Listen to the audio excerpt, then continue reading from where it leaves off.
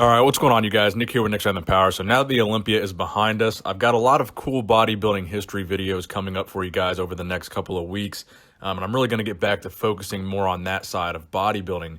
Now, in this video in particular, I want to talk about the Mr. Universe competition. Now, back in the early days, when the Mr. Olympia first got started back in 1965, the original intent of the Mr. Olympia was to give the Mr. Universe competitors a place to compete, to decide who was the best of the Mr. Universes, because prior to 1965, the NABA Mr. Universe was the #1 title in bodybuilding.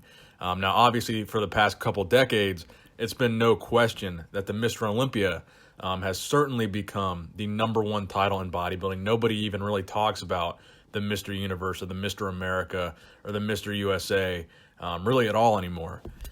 So I would say the IFBB and the Mr. Olympia really started to take over in the mid to late 70s. That's kind of where the Mr. Olympia kind of took off and became the #1 title and surpassed the Mr. Universe. And of course, the rest is history. But in this video, I want to talk about a specific Mr. Universe winner named Ed Kawak. Now, Ed Kawak is a guy that I believe you could make a very strong argument that during the time that he was winning the Mr. Universe, he was more impressive than the Mr. Olympia winner. Now, Ed Kawak began winning the Mr. Universe in 1982, and he would win it a total of 5 times, making him one of the winningest Mr. Universe winners ever. Now, the important point that I want to point out here is in 1982, and specifically the early 80s in general, the Mr. Olympia wasn't really at its strongest and most competitive. You had 4 different Mr. Olympia winners over the course of 4 years. You had Arnold Schwarzenegger in 1980, you had Franco Columbu in 1981, you had Chris Dickerson in 1982, and you had Samir Bannout in 1983. Now, specifically, I want to talk about 1982 here, because that's the first year that Ed Kawak won the Mr. Universe, and that's the year that Chris Dickerson won the Mr. Olympia. Now, a lot of people do say that Chris Dickerson was the least impressive physically of all the Mr. Olympia winners, and I think this specific year, you could make a very strong argument for Ed Kawak being even more impressive than Chris Dickerson. Now, I think honestly in 1982, almost every metric of Ed Kawak compared to Chris Dickerson, I would say is superior.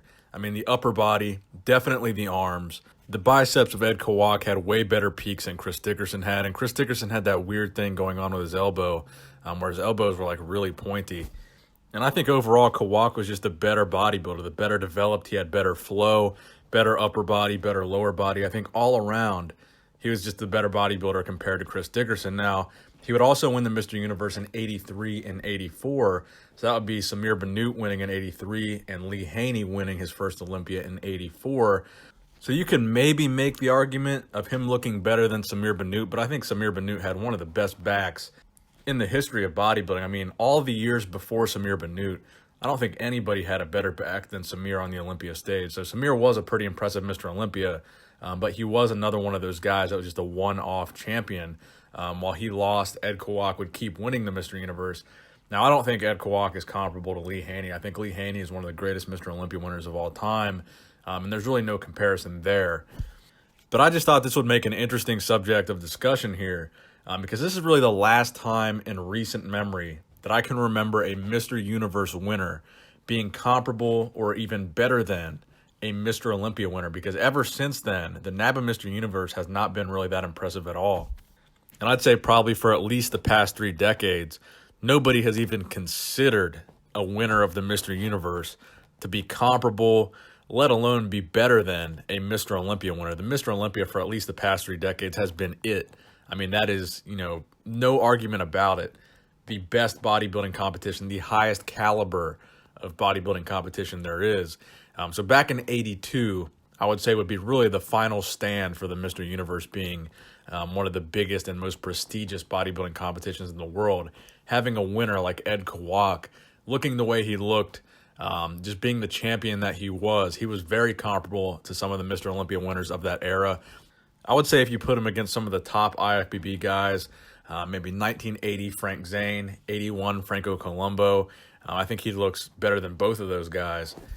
And again, because he's not an IFBB guy, this is a guy that nobody really talks about. When was the last time you saw someone make a video about Ed Kawak that wasn't my channel?